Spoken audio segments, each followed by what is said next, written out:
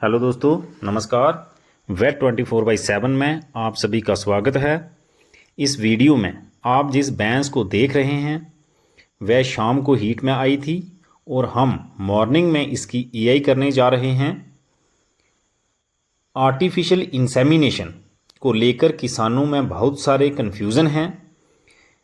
बहुत सारे किसान ऐसे हैं जो ये मानते हैं कि फर्स्ट टाइमर यानी कि पैलन बशिया की ईआई नहीं करवानी चाहिए। ऐसा इसलिए है कि ज़्यादातर जो ईआई टेक्नीशियन हैं वो पहले स्पेक्लम से ईआई करते थे। पहले ईआई करने का प्रोसीजर अलग था। स्पेक्लम को जानवर में इंसर्ट किया जाता था और फिर ईआई की जाती थी। इससे कई बार इंजरी हो जाती थी और कुछ गाय में इन्फेक्शन भी हो जाती थी। लेकिन अब ऐसा नहीं है। अब ईआई करने का प्रोसीजर अलग है। अब रेक्टम से हाथ डाल के बड़े ही जेंटल तरीके से ईआई की जाती है। इसलिए फर्स्ट टाइमर गाय या भैंस को ईआई ही करवानी चाहिए। इसके अलावा अगर आप फर्स्ट टाइमर गाय या भैंस को बुल से क्रॉस करवाते हैं तो उसमें भी इंजरी होने के चांसेस रहते हैं और इन्फेक्शन भी हो सकती है।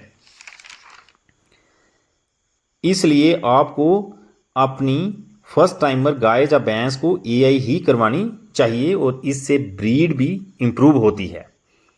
कुछ किसानों की शिकायत रहती है कि फर्स्ट टाइमर यानी कि पैलन बशिया कंसीव नहीं करती है, वह रिपीट कर जाती है।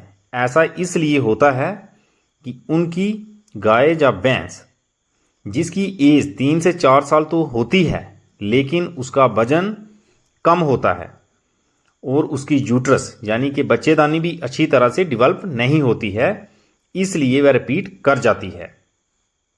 इसलिए आपको कुछ बातों का ध्यान रखना है, जैसे कि अगर कोई जर्सी गाय है तो उसका एज 15 महीने और वेट कम से कम 1.5 क्विंटल से 2 क्विंटल होना चाहिए। और एचएफ गाय के केस में उसकी एज 20 महीने से 21 महीने और वेट 2 से 2.5 क्विंटल होना चाहिए। अगर ऐसा होगा तो आपकी गाय ज़रूर कंसीव करेगी। इसके अलावा आपको एक चीज़ और ध्यान रखनी है कि जब कोई फर्स्ट टाइमर गाय हीट में आती है तो उसकी पहली हीट को मिस करना है और जब वो दोबारा 20 दिन बाद हीट में आती है तब आपको उसकी ईआई करवानी है। अगर आप ऐसा करेंगे तो आपकी गाय ज़रूर कंसीव करेगी और आपको ईआई के बहुत अच्छे रिजल्ट प्राप्त होंगे।